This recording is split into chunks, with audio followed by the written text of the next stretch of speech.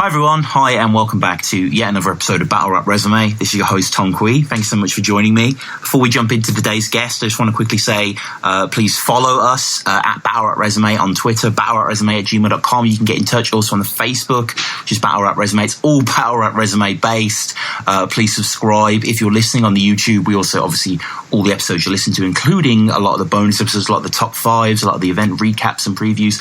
They'll all be on the podcast feed, whatever you're listening on, the iTunes, the Downcast, Acast, whatever, Stitcher. You know, you listen to the show is the important thing. And yeah, you can get every episode in there if you want to listen to it on the go, but also listen on the YouTube, stream live, subscribe, all that stuff. We also have the shop, Redbubble. Check that out. You can get stickers and t-shirts and stuff. Battle Rap Resume, get in contact with us that way. Anyway, my guest today, and here is Lush. I should say, Lush, thank you. Welcome to the show, man. What's happening? Happening? We out here, baby. No, it's so good to have you, man. And like doing my research over the past week or so, like it's really hard. Like you're such a figure in the history of battle rap. You seem to have just been there at all moments, at all times. Like you seem to have just always kind of just been the tastemaker. Like how did that occur?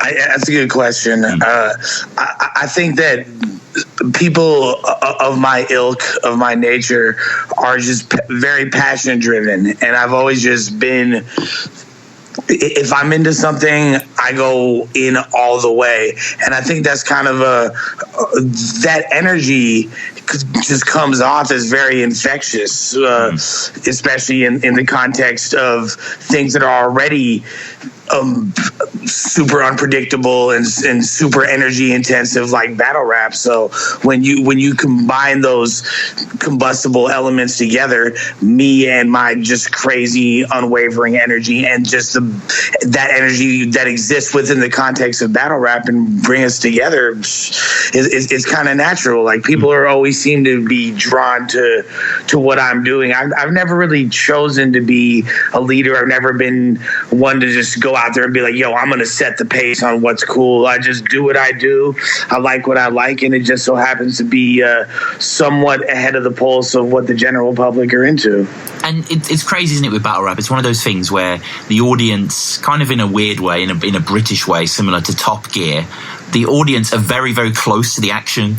To the point where the camera can pick out pretty much anyone, maybe even someone who's several rows back, but they can definitely pick out the front row. And Lush, that's how I knew you, man, from the first off. Kind of similar to how Mortal Kombat has stuff going on in the background. I would occasionally look and I would see, an interestingly dressed, Yankee, and I was interested, man. Well, it's exactly. It's like watching Star Wars, and like if you're really into Star Wars, and the obscure characters, the names of the elephant dude that played the trumpet in the band in Empire Strikes Back, shit like that. Like that, and I think that's a lot of the allure for people, is wanting to get more immersed in that world, and I kind of inadvertently became a vessel for that just because of my eccentricities. But that was just to kind of surface, you were the guy there, but in reality, you very much were the person who was setting into motion some, incredible battles, really, and we'll get into the history in depth, but, in a kind of broad overview, is that, what are your proudest achievements, battle-wise, in terms of organizing things? It's funny. I think that what I would look at my proudest achievement is what a lot of other people might look at as huge epic failures within the context of my career, like doing things like setting up battles like Cassidy versus Disaster and Cannabis versus Disaster, and being involved in battles within the Bay Area on stage with E40 and Too Short and Mac Mall, people that might not have that much significance in an international context, but regionally, those are, that's like saying fucking being on stage with Jay-Z and Nas and Cool G Rap within the Bay Area, like, which is where I, came of age as an artist. So things like that really stick out in my mind. Being a part of every major festival circuit in the U.S., from the Vans Warped Tour, which is a punk rock skateboarding festival. How were you involved in that? just reached out. Some dude popped up at one of our events. It was actually a Battle of Los Angeles 3, and he was like, yo, I work for Vans Warped Tour. Kevin Lyman, the owner, would like to speak to you guys. We really dig what you're doing with your movement. We want to get hip-hop involved, blah, blah, blah, blah, blah. And then next thing I know, I'm in a posh office in Orange County discussing semantics. So it's like, it's really cool to things like that, being on Rock the Bells, being on Paid Dues. But really, I think being able to, my number one proudest achievement out of all of that, beyond the cliches, being able to remain relevant and being able to remain a driving force in a culture throughout so many changes and so many different eras. Wow. I think that to me is an achievement in itself. It is incredible. You do, there are these steadfast figures, people like Smack, Organic. You see them through these cyclical changes, and it's fascinating to see not only the fashions but the battles that change around them. And you've been there, man, from Unorthodox Phrases and the WRCs to like you were saying, Cannabis, and seeing DNA and Battle of Vendetta, and just it's how many battles do you reckon you've seen? You must have seen thousands of battles, right? Yeah, it's really difficult to put a number on. I mean, I was a teenager in Los Angeles, hopping 3 different buses to go deep into South Central, to being the only white person there. Being a kid, 15, 16 years old, with a backpack full of spray paint and rhyme books, and watching the legends get down, the original people that had the title Fresh Coast, the dudes like, you know what I'm saying, LA Cool and Micah 9 and AC Alone and the whole Project Blow Freestyle Fellowship movement. Are any of those guys around anymore?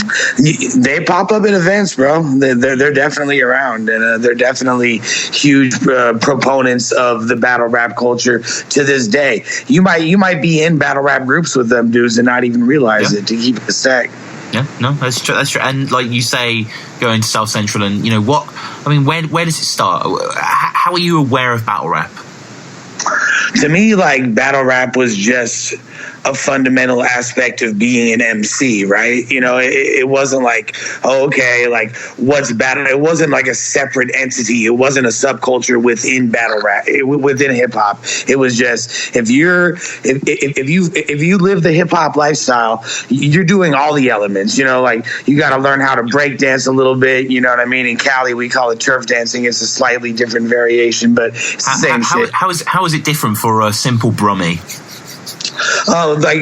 Turf dancing is more like, I would say, for lack of a better word, more swagged out. It's more, you know what I mean, like shit that's just live for a party. Not so much, not as much physicality going into it as traditional b-boying. Just like, there's a huge graffiti culture out here, but there's also tag banging. Fools are gangsters, but they're writing their names on walls, and that's kind of what I came from too. Tag banging.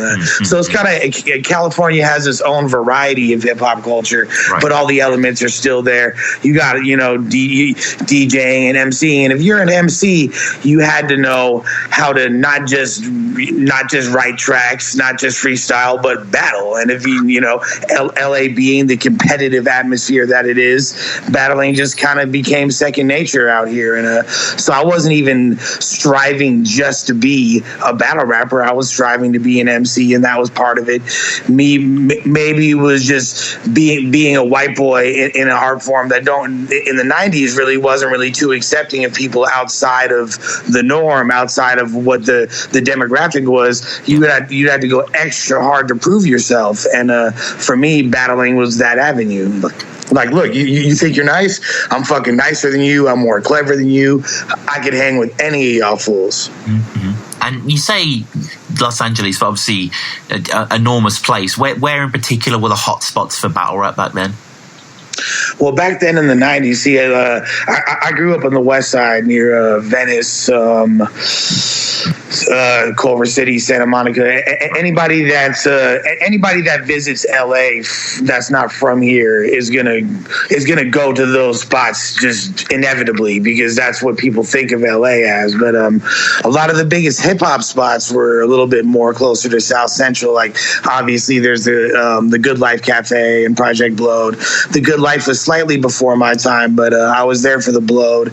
There's the Basement, which had been around forever up in the Valley. There's Fat Beats over there on Melrose. These are seminal places. There's an event called Elements, which would bring out all the best freestylers from the entire Southern California region. This is all predating even Scribble Jam. This is like early days of Scribble Jam, but just within LA. And I mean, if I'm always fascinated by asking about early events, and what really gets me going is the idea that, in a kind of tragic sense, were there any cameras at all, Lush, there?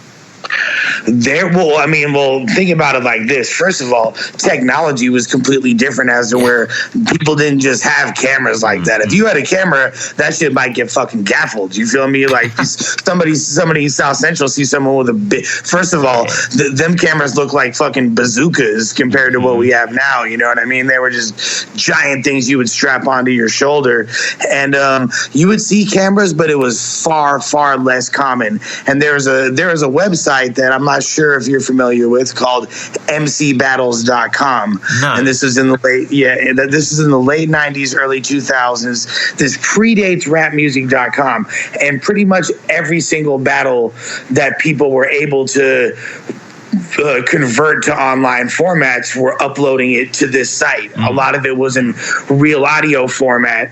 I don't know if you remember real audio format. That's for us real dinosaurs. Real player, Yeah, exactly. Real player. Like that shit would take fucking, 4 years ago. like I started downloading a battle, and now I might get to hear a very, very distorted, 14 kilobyte clip of 30 seconds of freestyling, which I think I can somewhat decipher. Yeah. So that's kind of what it was like. In video, forget about it. It was even more rare. So that was really the jump off point. From there, it went to rapmusic.com, and pretty much there's, I would say, a small insular. Well, so Scribble Jam popped up. I would say people the videos would circulate, and people would be like, "Yo, what the hell is this?" And Scribble Jam was a graffiti magazine, so people that were plugged into the graffiti scene, when all the elements of hip hop were a lot closer, people would be like, "Okay, what's popping?"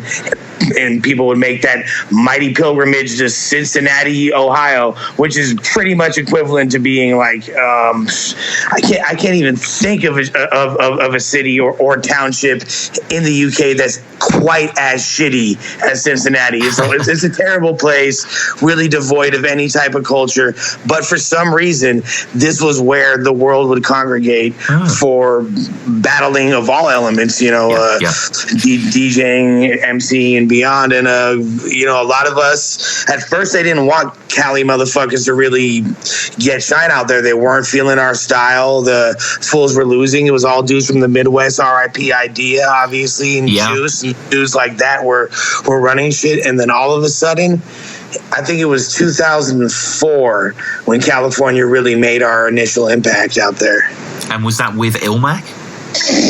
Yeah, Illmaculate was 17 years old and won Scribble Jam that year. Wow. So pretty much everybody was like, "What the fuck is this?" Like, no, I think out of the eight finalists, at least 5 of them were from Cali. I know at least 2 or 3 of the 4 finalists were from Cali, and it was just and people were like, "Damn, these kids are not playing." And then we rolled back the next year even deeper, and that's when the Saurus took that very honorable loss to Justice. But that year, like, we were out there just dominating, going into every cipher. People knew what time it was. People knew that these West Coast battle rap kids are not fucking playing. They're pushing the envelope, and from there it just kind of snowballed. Yeah, and the only footage available of you online at Scribble is versus Franco, but I mean, I'm guessing you battled a lot more people. Who do you remember battling?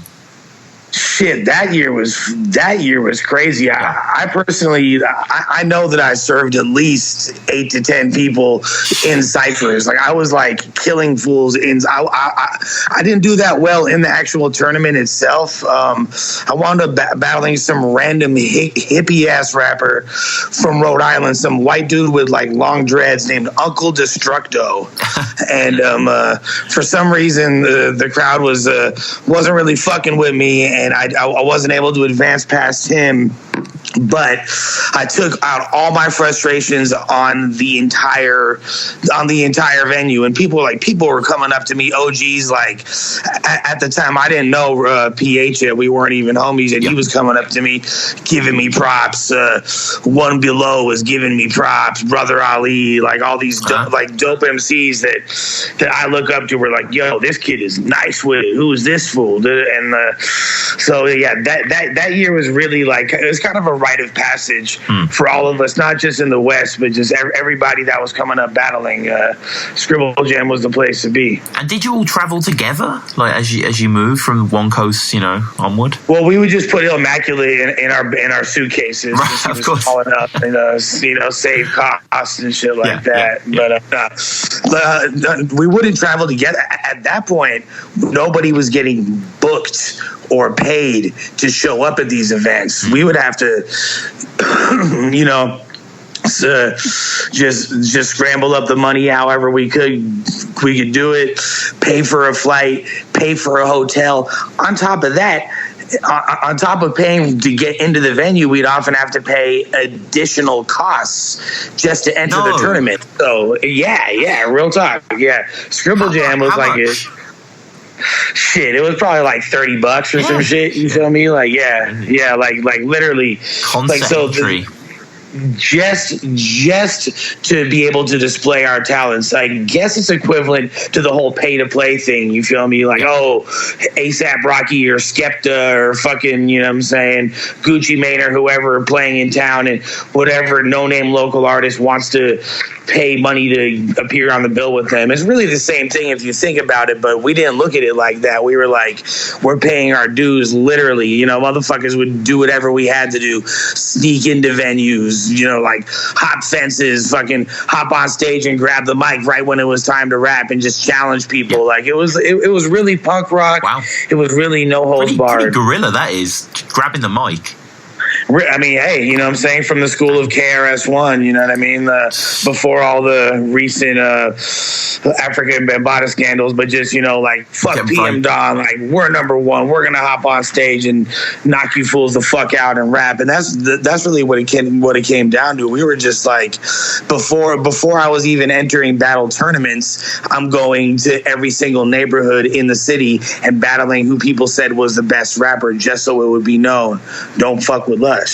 I know that sounds so corny in retrospect, but keep in mind I'm fucking 18 years old at the time.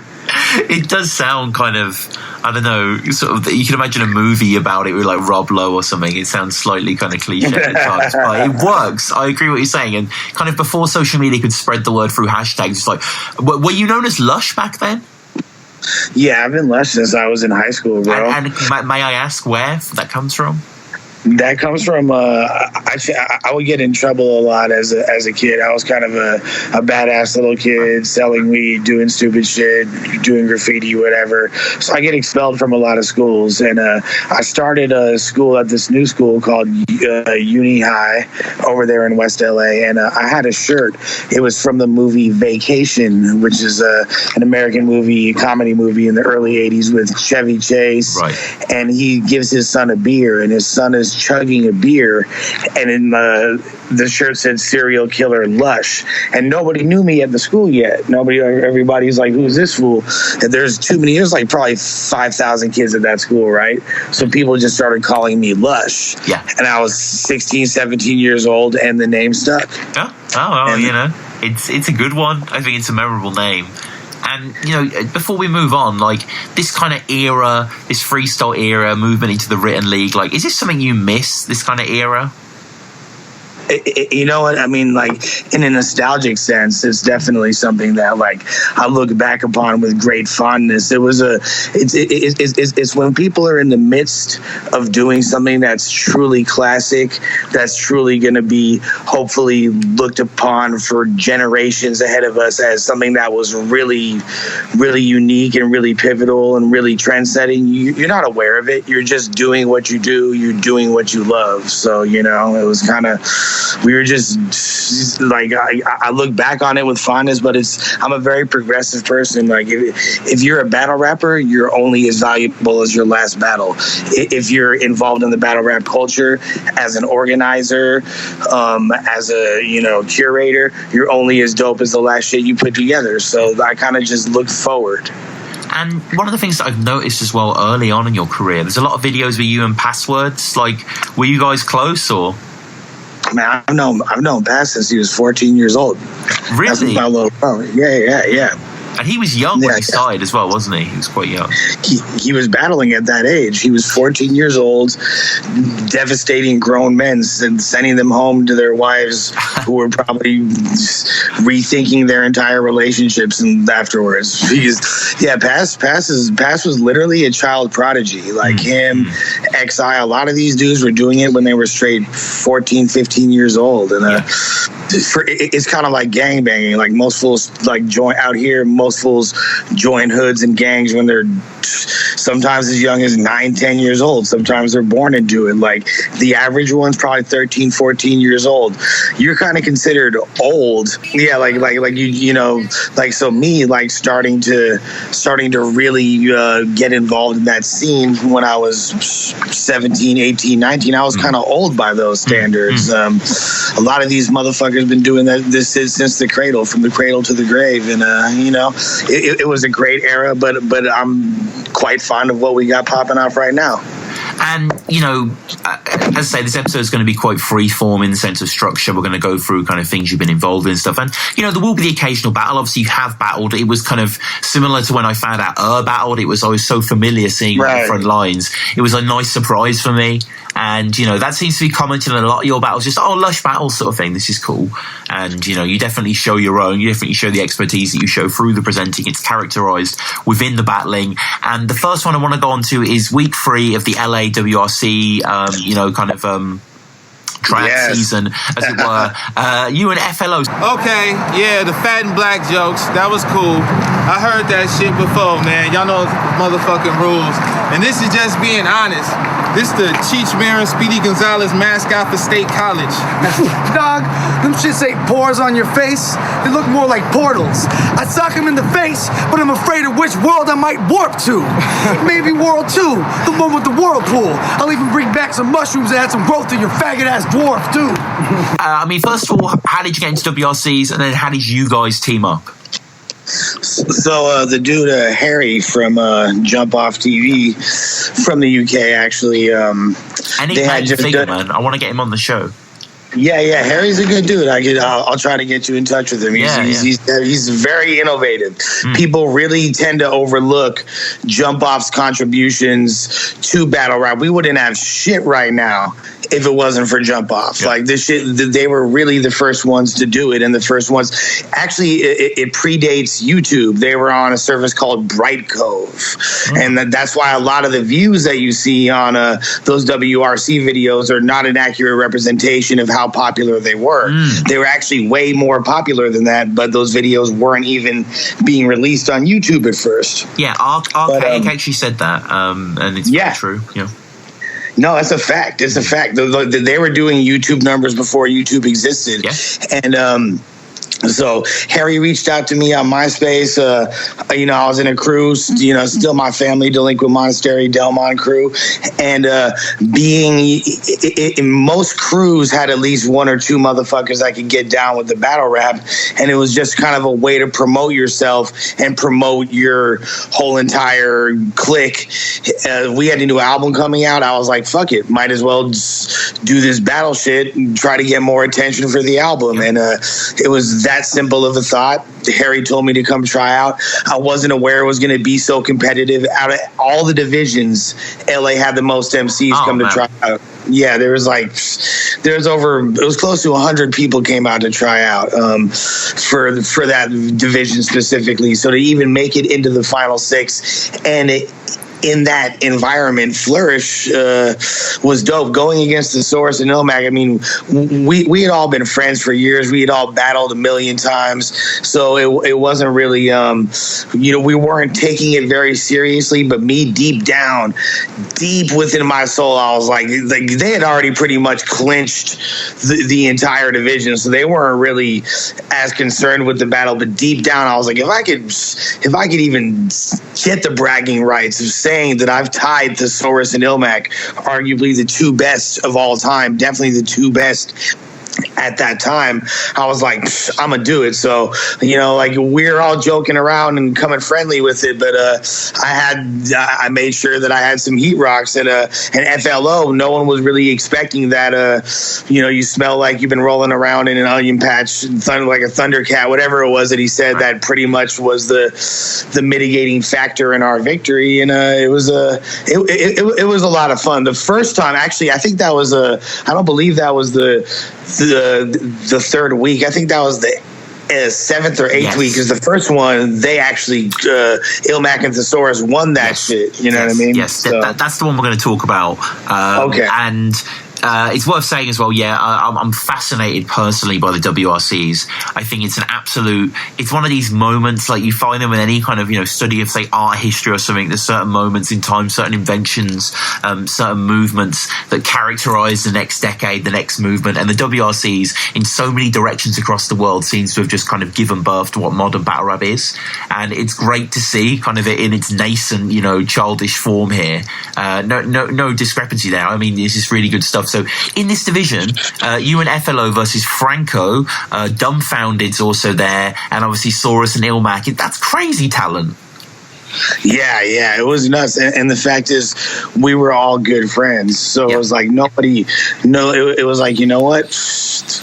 We have no choice but to go to war. It was kind of like it was kind of like the Hunger Games. It's like, I don't want to have to kill you kids. Like, I don't, I have nothing against you personally, but I want that $50,000 and I want that recognition. And so it was intense. It was an exhausting experience, I imagine. Oh, it was extremely exhausting, but I made sure, because I was kind of hip to the scheme beforehand. The Saurus and others that kind of told me, these fools, they try to Harry and them, they're really trying to do a social experiment and figure out who's the greatest freestyler in the world. So they're going to put everybody through the ringer, essentially. They're going to make sure that motherfuckers are, fools are going to get, we're going to give them pizza and Red Bull, which will give them a temporary burst of energy and make it seem like we're feeding them, but we're really just going to make them tired. So I was like, fuck that, fool. I'm going to give myself a little chemical boost. So I took some Adderall, which is, it's not like a methamphetamine or anything, but it definitely keeps you awake and alert. So I was like, well, everybody else is getting tired, I'm going to be ready to go. Yeah. And so after the 5th battle, everyone's getting exhausted. I'm like, fuck that. So that was my little secret weapon, and that's how come I got. It's probably one of the primary reasons I got nominated for most valuable rapper in my division. So shout out the motherfucking Adderall. And how were you voted out? Was that like an online thing or? That was done by the staff of Jump Off. Right. And it's funny, if you look at all the different people that were the most valuable rappers in their respective divisions, I mean, you got everybody from literally Organic, Hollow the Dawn, Disaster, myself, Mad Ills. Like, you got a lot of the people that wound up creating and defining the very beginning of battle rap as we know it, the entire YouTube era. And this is at Rehab Projects. Is that a famous place? Rehab Projects is a well-known spot in West LA. It's now actually called DJ Scratch Academy. It's kind of like what I call it. It's like when you see a phone booth. It's kind of like it's an endangered species. Record stores are endangered species. Yeah. And that's a perfect example. So we'll get into the battle, and obviously Illmac and Saurus are incredible They, as everyone knows, had won the 2006 WRCs. This is now their second season as reigning champs.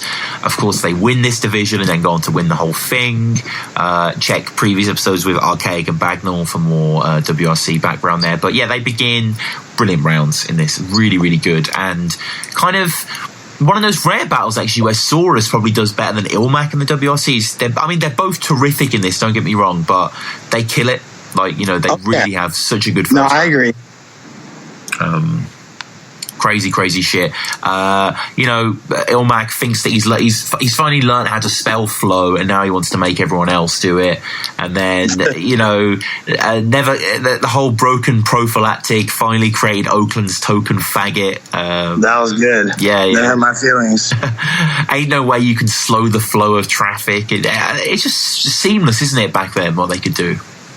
No, it was amazing. And it's funny you bring up Archaic and her. I feel like they had a really, really good strategy, which if other teams had employed, would have been way more successful. Is most of us were doing 4-bar trade-offs. Like I know Ilmac and Saurus were, I know myself and Flo, and a lot of other teams would be like, okay, I freestyle 4 bars and you freestyle, and we would go back and forth like that. And normally when you're doing it like that, it's difficult enough to have a proper setup and a hard-hitting punchline, much less 2 in a row that kind of go, you know, play off what the previous person has said. But Archaic and her were just doing punch, and that seemed to be really effective, because in the end it was just like, wow, I'm gonna get this line out, you get that line out, and that wound up being one of the illest tactics I've seen somebody approach the WRC with. I'd love to see more of the modern 2-on-2 teams get down like that. What is your opinion on and Archaic and Jay's Juice and Frankie?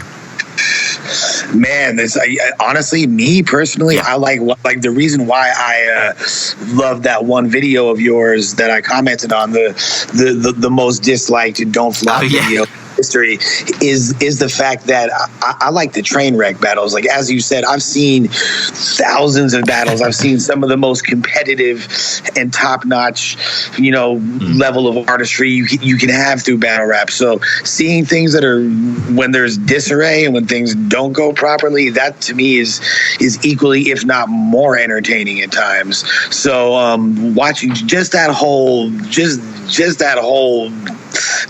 you know, shebangle, just that whole thing go down like that is worth the price of admission alone. You know, like as far as judging the actual battle, the whole way we even look at battle rap, that battle's kind of antiquated, so it's hard to even look at it objectively.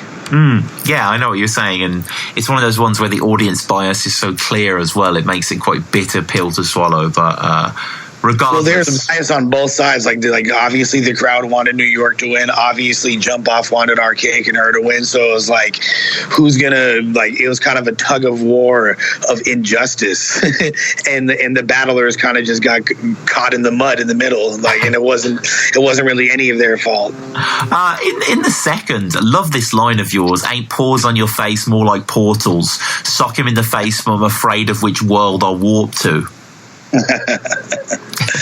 Yeah, full. You know, like there's so many different thesaurus face jokes. I wanted to kind of approach it in a different way and kind of say something that I knew nobody else would think. So I was like, what could I do? Like, but I'm kind of a outside the box thinker. So I was like, I'm not just gonna be like, hey, you got acne scars, bro. You look like a young Robert Redford, bro. You know what I'm saying? Like, we done heard all that shit. So how can we approach it differently? I remember, like, Henry Bowers had a line in like the 2-on-2 of O'Shea and like Saurus Illmaculate, where he's like, he can't cry because Saurus's tears are like scared of going down the rocky bumps of his face or some shit. He had like a really funny, like, weird face joke that was really good. But I like the way you continue the face joke into a kind of almost Super Mario thing, if I'm reading it correctly. The whole sort of 100%. Maybe World 2, the one with the whirlpool. Bring back some mushrooms for your faggot ass worm 2. Are you a Nintendo guy? Oh yeah. I mean, like, I'm an '80s baby, so like I had a Nintendo before I even really could comprehend what it was, and then it was my babysitter. Yep. So I definitely the first two systems, Nintendo and SNES, are my two favorite systems of all time. I kind of the last system I actually owned myself was a PS1, and right. And then I don't know, like I think I like pussy a little bit more, but I still love video games. Mm-hmm. No, I think everyone, I mean, regardless of if you kind of fall out of love with them or whatever, everyone has a period of video games they love, which is always nice to kind of look back upon, really. And, I myself kind of agree. I'm maybe a little bit later than you, but not too much. Maybe about the GameCube, I sort of lose interest. So about a decade later, I suppose. But it's fun as well. Illmac in the second, just a lot of great stuff here. Don't confuse being a gay rapper for bass swagger.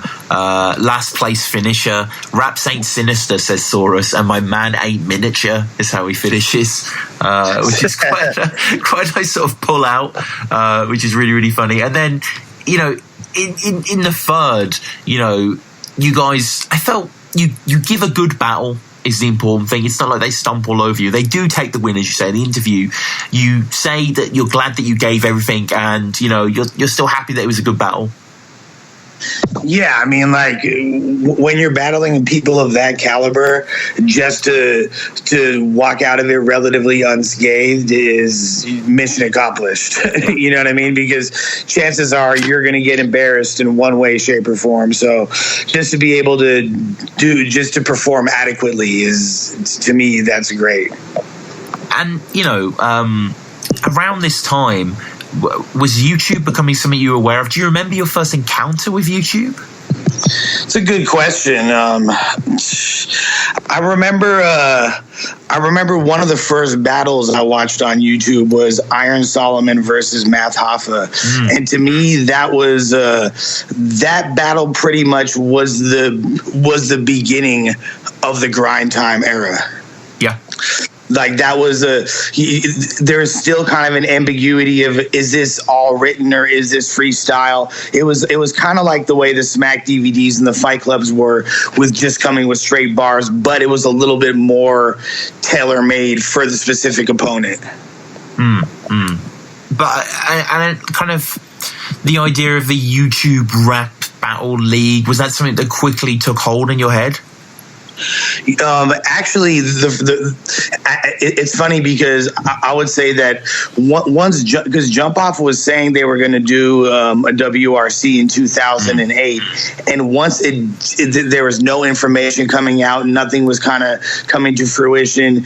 There was no real outlets for battle rap. Scribble Jam was falling off, but there had now been, through Jump Off, a real international scene had been created. The whole world of battle rap had been made smaller, and people such as Organic and myself and and like, we were aware of each other before this, but now we're just a couple clicks away from being able to actually discuss things and make moves. So I think there was kind of simultaneously a need internationally and locally for some outlet for battle rap, and YouTube was kind of coming into fruition all simultaneously. So grind time, and at first when I heard the idea, I thought it was kind of stupid, but then I saw the attention that it was actually garnering quickly, and I realized, damn, me and my homies out west, we could do this shit as good as, if not way better than, most of these motherfuckers. So might as well let's do it ourselves, and let's see how it all turns out. And that was in 2008, and that was the beginning of what we now know as battle rap. And at that time, between 2008 and 2010, kind of like how I imagine it in the UK, people, battle rap is synonymous with don't flop. People, do you watch battles? Oh, you mean like don't flop? Or in Canada, it's like, oh, you mean like King of the Dot? That's the way it was in America with grind time. It was, I watch grind time. It was so strongly branded. It was like, oh, pass me a clean Kleenex. Like, that's not a Kleenex, it's a tissue. But not every single fucking Kleenex is just a company that makes tissues. Grind Time's just a company that makes battle rap. But it was so dominant and so ubiquitous that it was kind of like anything that has to do with battle rap was Grind Time. And, you know, how does Grind Time and your own trajectories kind of overlap? Obviously, they kind of reached the apex during the Unorthodox Phrases battle, which we'll get onto shortly. But building up to this, using that battle as a platform to announce your own division, how do you and Direct and Mad Ills get in contact? That was all since we became since the WRCs. We were all in the WRCs, and we had been chopping it up on MySpace. Direct, I remember, I think he kind of sent like a standardized formal invitation to everybody that did well in the WRCs, and pretty much most people ignored it. At first it was kind of like, whatever, this is lame. And then there was the Scribble Jam was having a prelim tour, so they were hitting every city in the U.S. and a few foreign cities as well, and having tournaments to see who would be competing in Scribble Jam. My crew, my old group Delmon, was a part of that tour. When we were going out to Florida, Mad Ills was like, "You want to do a Grind Time battle?" And I was like, "Fuck it, all right, let's do it." You know what I mean? And then I kind of was like, because I kind of knew I had the foresight that like none of my other homies were gonna actually jump into this unless somebody did. And once I realized this could be something that'll actually garner us a lot of attention and acclaim, like I need to kind of be the trailblazer. I got to be the one to do it first, because even though I know my other homies are doper than me, but they're not going to be the one to actually jump in the water first. Like I'll jump in butt naked head first, and once I did, it set off a chain of events that led me to this conversation with you right now. And it's interesting, in a lot of these early battles of Grind Time, and in King of the Dot as well, World Star Hip Hop, how did the link happen? So World Star, that's a good question. World Star at the time was just kind of getting started off. They weren't even, they were getting a lot of views and shit, but it was close to their inception, and they were looking for different urban content, and there wasn't anybody else doing rap battles, so they just started posting our battles up. And I remember a certain point they stopped because it was like, all right, they only wanted a specific type of battle and a specific type of quality. And I remember the first time we did a battle with Conceited, they didn't want to post a battle because the quality wasn't up to par. So Direct and I had to literally like write them like a fucking 20 paragraph letter explaining like, yo, this dude's about to be one of the biggest stars in battle rap. You have to post this battle. And then, thankfully they wound up obliging and putting it down. But there were other times where I remember they didn't want to post Dumbfounded versus Slow, and so there's times where it created an issue, but World Star was instrumental in getting us set off. And at the time, World Star didn't have their own player. They were just linking directly from YouTube. So our views were going fucking crazy because of World Star. Yeah. That's crazy, man. It's so interesting. Was Johnny Storm Mosh Gelton, was that involved somehow? That was the battle that made me. That was the first one they posted, that World Star posted. And nowadays, if a battle gets 40,000 views in one night, that's kind of like standard par for the course for like a mid to upper tier battle. You know what I mean? But at the time, that was like insane. That had been unheard of. So when I saw that, I was like, fuck, how could I be down? I got to get in where I fit in.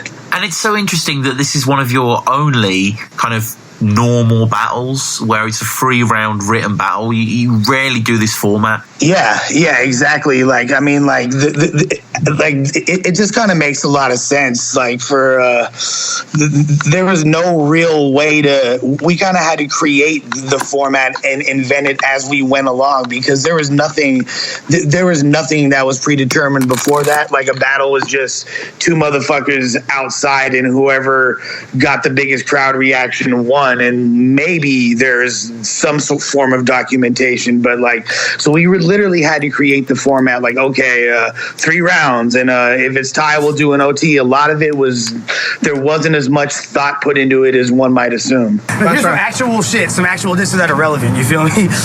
Stupid motherfuckers use the word wicked to describe me, when that reflects their own racism and ignorance to fine speech. You think I wish I was black? Dog, you got it twisted. It's kind of convenient to be a honky that's schmobbing a Honda Civic, and I never in life claimed I was hip-hop or I was born real. I ain't one of them white boys like Flip Dog that crip walks in the cornfield. I'm from Oakland, Cali, home of the Black Panthers, and it's more than a whack trend. And I didn't have to join a black fraternity to get my ass some black friends. A really good battle, and such an important battle as well. And I found a really good write-up that I just want to quote from. I found this on RMBVA this morning. This is by Serge T, who posted this a few years ago. When he posted this battle against Unorthodox Phrases, he says, quote, "This isn't just a random throwback battle. This wasn't just the first grind time battle either. It was the battle that low-key set the tone for what the written era would be and eventually evolve into. Sure, at that time, mixtape, smack, video, magazine battlers were spitting written bars and everyone here knows about the Elements League. But this battle right here kicked off what will become the most dominant, most influential and transcendent force in battle rap for the next few years." I mean, he's not wrong, is he? No, I mean, he's honestly, like, I hate. Shout out to Serge, by the way. He's an OG battlehead from NY. He done seen it all, done it all. I mean, I don't want to toot my own horn, but I think it was if it wasn't for that battle, a lot of shit wouldn't have happened. Yeah. And it definitely, like once again, that was a part of the whole ambiguous. Is this freestyle? Is this written? Where's the beat? People were very confused by exactly what the fuck we were doing, and that was one of the first battles to hit 100,000 views and to garner a lot of attention. And I think really what is the most pivotal part of that whole battle is that it made people willing to travel to other cities just to battle a single motherfucker, not enter a tournament, not get a payday, but just travel somewhere to battle. Yeah, and, you know, you hop in here in your first, talking about how, you know, in this state, he's known as pretty basic, shitty waste of a battle rapper, someone who just emigrated from Madagascar. It's worth saying as well, Unorthodox Phrases, you know, he wasn't some chump. He was quite big in his area. Yeah, that's why, you know, I had to make sure that I wasn't gonna give him a chance to win. I was even going online playing little mental games, because so many battles are, the victory is determined hours, days, weeks, months before the actual battle, just based on energy and the way the momentum of the universe is flowing. And so I kind of wanted to put it out there, like, Phrases, you can't freestyle. You're a whack MC. Like, I was making him think that I was going to come out there and freestyle, and then I came with, 4 rounds of writtens. Yeah, talk about him getting arrested, this faggot giving head in prison, guess not every African descendant spitting is rapping with intrinsic rhythm. It's nice, man. It's very layered, punchy stuff. I appreciate that. I appreciate that. You know what I'm saying? Like I said, like, creating as little margin for error for loss. You know what I mean? You don't want to get, because the level of competition, and that was back in 2008. Even now, you have to come crazier. Yeah, and, just lots and lots of really good stuff, really. The whole sort of Michael Clark Duncan shrunken hybrid, fuck the guy from Blood Diamond. And see, the funny thing is, a lot of those type of bars wouldn't resonate the same way now in 2016. But at the time, that was some serious ether for sure. No, it really was. And, it hits. And because the crowd rock with it, you kind of are transported back to 2008, if you know what I mean. It just kind of is very enjoyable in a certain way. But a good way of Unorthodox Phrases, happens a lot in Don't Flop as well, of neutralizing someone who just had a good round and just being like, shut your ass up, just start your first with that sort of thing. And kill the momentum. Yeah. And, first is kind of okay, and you begin your second with kind of a wow. You're kind of shocked. It's kind of, I like the theatricality there. It was kind of like, honestly, what that was like, I was expecting, it's like when you're about to fight somebody and you expect them to have hands, and then like you start whooping on them super tough, and then like you're like, really, this is what I've been training for? Like, I thought you were going to at least give me a fight, bro. Come on, like, you know what I mean? Like, it was a literal, it was a mixture of relief and disappointment. And, you know, his phrases, you know, are unorthodox to a certain extent. It lives up to his name, talking about how in the second, your mom will take the lump sum of his cum. When it's done, she'll be like, yum, yum. Yeah, come on, man. Like, that shit's like, that's terrible. And yeah, he says that he sees no West Coast battler as a threat, and I'm just like, come on, man. He tried. Yeah. You know, but it is a really, really fun battle, and I think in your third as well, sort of you go in on the whole idea of him going to Harvard with his aunt and his uncle, and you kill it on the delivery, the kind of extended voices, the animation. You have this sense of authority that really comes across easily. Well, I'm glad that translated. You know what I'm saying? Just being myself. Yeah, get your rich ass back to Windermere. It's a nice kind of closer there. And I looked up online before I came out there. I was like, what's the richest part of Orlando? And they're like, Windermere. It said it on Google, so I was like, oh, okay. And good to see Iron Solomon there. Yeah, I was psyched, and to get props from Iron, because he's always been a dude that all of us West Coast battlers were a little bit afraid of, and definitely looked up to a lot. And he's a super humble, down to earth cat, and to have him, if he says you won, you won. You know what I'm saying? There ain't no question in that. And you know, it goes to OT. Mad Eels didn't want it to. I think it was pretty much clear that the battle was over, but I was like, fuck it, I knew I had more bars. I knew there was no way he was going to swing the momentum. Just like fuck it, let me spaz even more. You know what I mean? Like, it was some bully shit. Yeah, it's fine. And it's kind of like, you know, it's an old school video, because it's not like you all go to some room and you do the judges' decisions. Like, they just turn the camera on, everyone's there. You interrupt one of the judges, like, when he's making his decision. Like, it's great to hear. What a dick, man. And then, you take the win, and then do a little speech at the end, talking about opening up, you know, New York, Cali divisions, America versus Canada, something. Did that happen? America versus Canada never happened, but it might as well have, considering the coagulation of King of the Dot and Grind Time, and you know, like we done battled each other so many times, but no. But all the different divisions did wind up getting jumped off, and for a time before it became too much for everybody to manage. It was an exciting era in battle rap.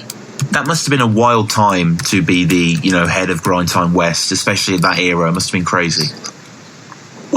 You know, unbelievable, bro. Yeah. Unfucking believable. Like, it was once again, like, when you're in the midst of doing something, all you can do is really focus on it. You're not aware of, like, wow, this is some classic shit that people are going to look back on. Like, this is like, these are going to be those times where you could be like, man, I wish it was simple like this. But like, at the time, I'm like, fuck, I hope I could get Arsenal to agree to battle Awkwards. You know, that's all I'm thinking about. Oh my God, yeah, just the amount of classic battles that went down there. Yeah, exactly. Arsenal conceded, Disaster A-Class, you know, Rich Dollars DNA. It's just, it goes on and on, doesn't it? It's amazing. Yeah, no, it was quite an era. It was quite an era that a lot of people like to overlook, but at the end of the day, you know, that's the beautiful thing about YouTube. Like, those videos are not going anywhere. Yeah, and it's unbelievable, isn't it, how much of it is captured? It's kind of, you go onto the Grind Time channel now, and some of the best videos are like 6-7 years old. Does it kind of give you a trip to like go back and see yourself looking a lot younger in the thumbnails? Yeah, it's definitely it's crazy nostalgia just to see certain homies like, oh shit, like that fool got locked up after this battle. I haven't seen this fool in 5 years. Like, crazy shit like that. Yeah. You know what I mean? Like it's a real time capsule. And the movement then from, battler to GM, as it were, to someone who presents battles on camera, was that something you were comfortable doing? I had been my whole aesthetic and my whole approach to the entire hip hop game was always DIY, punk rock, do it yourself. There's this whole hip hop scene out here. They're not going to accept me and my crew because they don't know us. Fuck it, we're going to throw our own shows. We're going to start our own shit. We're going to do it ourselves. It was never fuck a reliance on any pre-existing system. Create the system. Make the field of dreams. If you build it, they will come. You know what I mean? And that was my whole mentality. We could do this shit. We don't need any major backing. You know what I mean? We don't need anybody from the outside. Let's just fucking do this shit. And it was purely driven by passion. Mm-hmm, mm-hmm. And I'm a little hazy on the history of kind of your migration from grind time to working with King of the Dot. How did that come about in kind of broad strokes? Really, the thing is, King of the Dot and myself, Organic and myself, had been homies for several years, and grind time got so big and so difficult to manage, and a lot of people were kind of unhappy with it. A lot of the battlers didn't want to battle within grind time, but they were all still cool with me, but there were certain individuals they didn't want to fuck with, and then it just became so much politics. But we wanted to keep it going. We're like, fuck it, let's just join with our homies up north, and that's the way it manifested. It was really natural, and it was the best move at the time.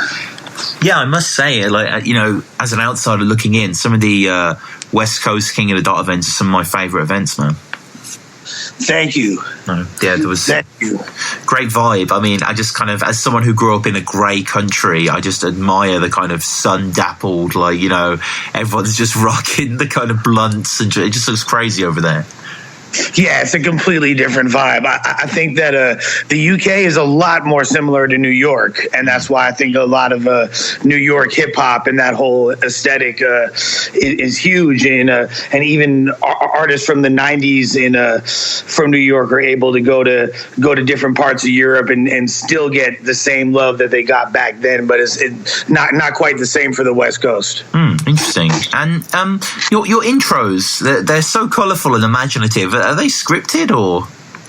Not really scripted. I might think of something that day, or be listening to a song and be like, yo, I should say that in the intro. That would be cold. But it's pretty much it's all off the head. Yeah.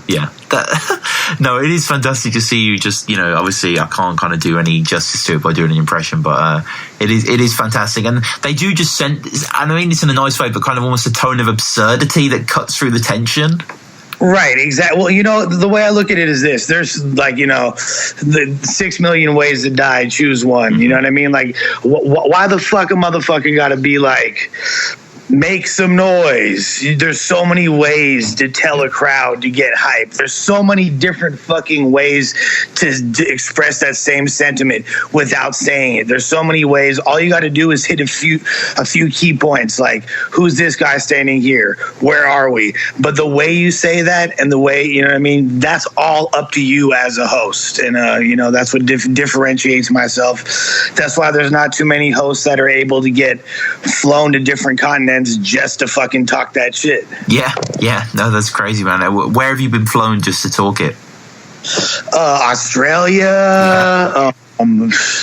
Pretty much every region of the United States, Canada. I've been France. I've been flown out to Sweden. All over the place, bro. Not the UK yet, hopefully soon. But I am working with I got a lot of love for Don't Flop, and I am working with King of the Ronalds now too. So you know what I'm saying? Really? Yeah. King of the Ronalds versus No Coast battle in Minnesota this November. Yeah, you're going to be hosting. That's right, brother. Oh man, you're going to meet so many of the King of the Ronalds clientele. It's going to be awesome. I can't wait. I'm extra psyched on that. No, that's crazy. So, I just want to wrap up by going through a quick few topics that I just want to interested in. I mean, first of all, getting involved in the Ether saga, crazy. What an event. Yeah, gnarly, right? Is this something that you view positive in the aftermath, or? Well, I mean, I look at it like this. It was what we did was create history. 10, 15 years from now, people aren't going to be like, oh, Lush One got involved with a billionaire who mismanaged the organization of a potentially classic rap battle. They're going to say, the history books are going to say, Cassidy battle disaster. You feel me? Like, that happened. And as far as and what that did for the overall landscape of hip hop and battle rap culture, like, I could go to sleep with a smile on my face. Now, all the details and the fuckery that came with it, I could do without that. Yeah, I imagine, man. I mean, it must be quite stressful to be in your position, to be at the heart of all these matters. It was a lot, man. It was quite a bit, and it affected quite more than just me. Like, there's people. People ain't playing when it comes to money and when it comes to their art and their livelihood, and there's a whole lot of people affected by things that happen due to that event.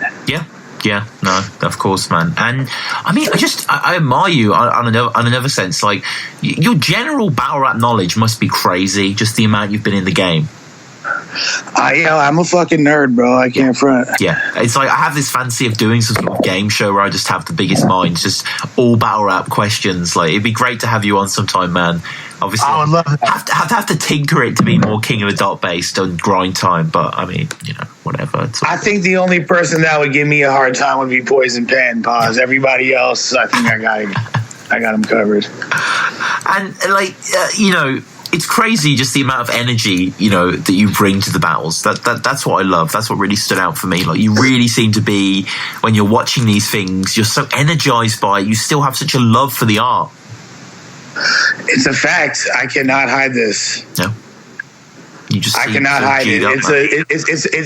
The love is real. The love is real, and that's what keeps me going. Because if it was down to a matter of finances, if it was down to a matter of anything else, I would have been fucking bounced. But what keeps me coming back is just an addiction to the culture, really, just to the bars, to the artistry, and that's what I'm all about.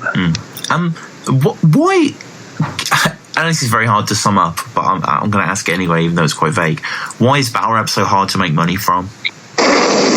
Well, I mean, you're dealing with something where the content is so abrasive. It's. I mean, people, I think, would rather. I don't know if it's the same in the UK, but in America, they would rather show like a puppy dog or a little kid getting shot in the face than hearing someone say the word faggot or a racial epithet or something like that. These things, political correctness, really prevents a mass audience for things that are so verbally abrasive in their nature. And it's just such a kind of, it's a commodity that's been free for so long that it's very difficult to kind of monetize it in a convincing way, I suppose, as well. I mean, just recently I've been listening to like Norbs and Beasley talking on Angry Fan about how people will pay $150 for a Gucci belt, but they don't even know who the fuck Gucci is, but they won't pay $2 for a battle, even though they know these people, they know that it's bred, it is pretty threadbare, regardless of what you think, but people aren't willing to do that on whatever kind of tangible level, and that is a frightening, and I'm part of that, I'm not saying it from a gilded throne or anything, but it's just it's a problem that media is facing tangentially, battle rap aside.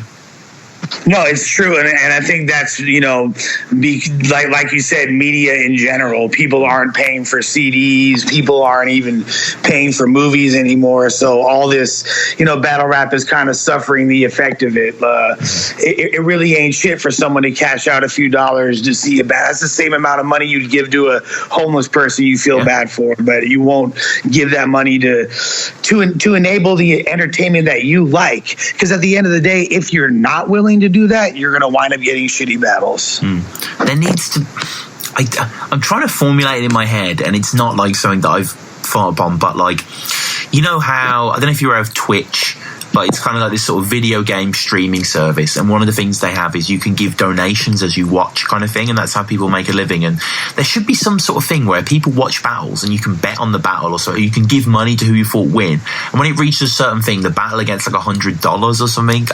There needs to be some sort of monetization aspect that has a social media kind of vote for us. I don't know. That's a good idea. There definitely needs to be they need to alter the system dramatically. So whatever it is, they need to flip the script. Because I mean, like, you know, as someone who's, you know, been behind big channels, it's not enough, is it? Just YouTube views. It just isn't substantial enough.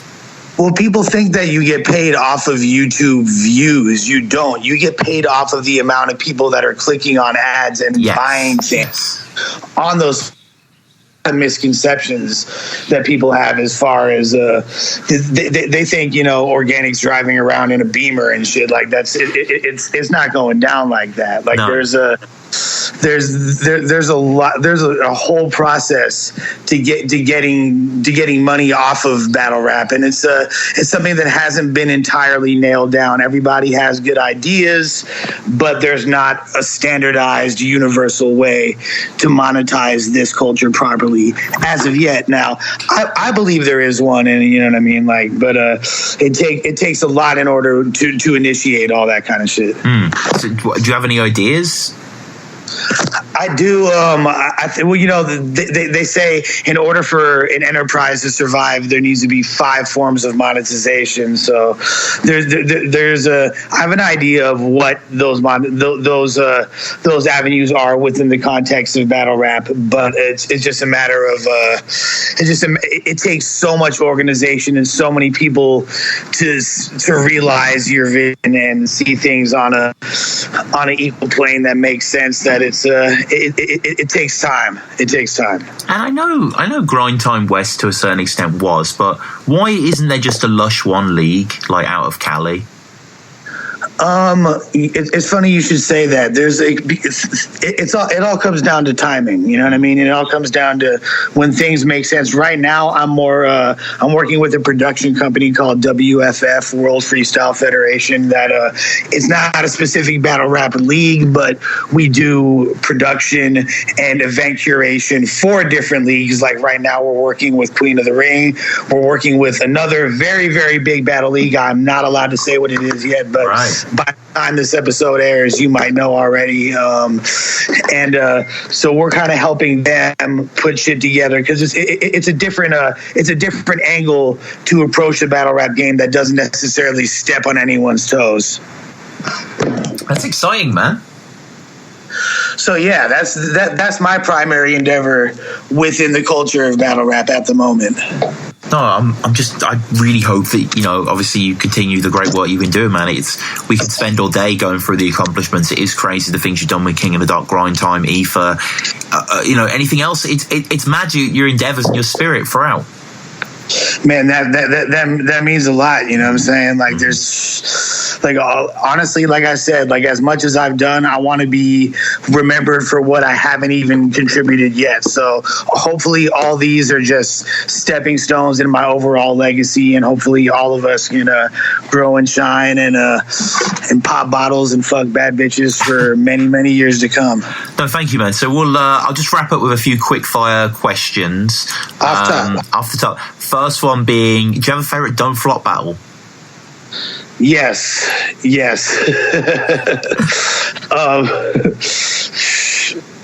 Man, enough said. What one? What you mean? What favorite Don't Flop battle? My favorite Don't Flop battle. So fucking many. I really like that. It was a one-sided ass battle, but the Marlo and Shuffle T versus, what was the dude named Cracker and Major. Yeah. Good battle. Yeah, good choice. Very, very good. Dude, just because Shufflo are fucking the gods out here, they can do no wrong in my eyes. Shuffle versus Daylight at the bunker. Make it happen, please.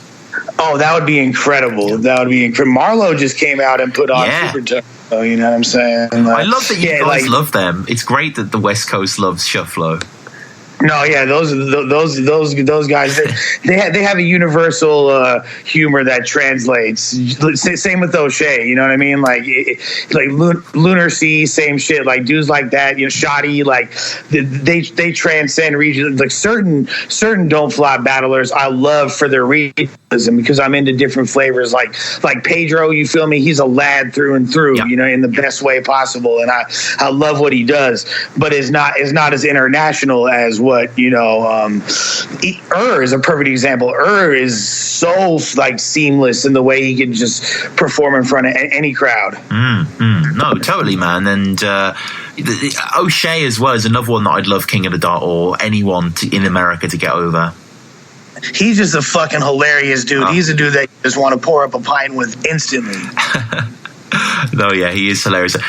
So, a favorite King of the Dot battle, Lush? King of the Dot, shit, bro. I mean, not to be generic, but I mean, like that first DNA versus Disaster battle. Yeah, you know, when Drake popped out, that was beyond epic. That's crazy, man. Do you have a favorite grind time battle? I should say.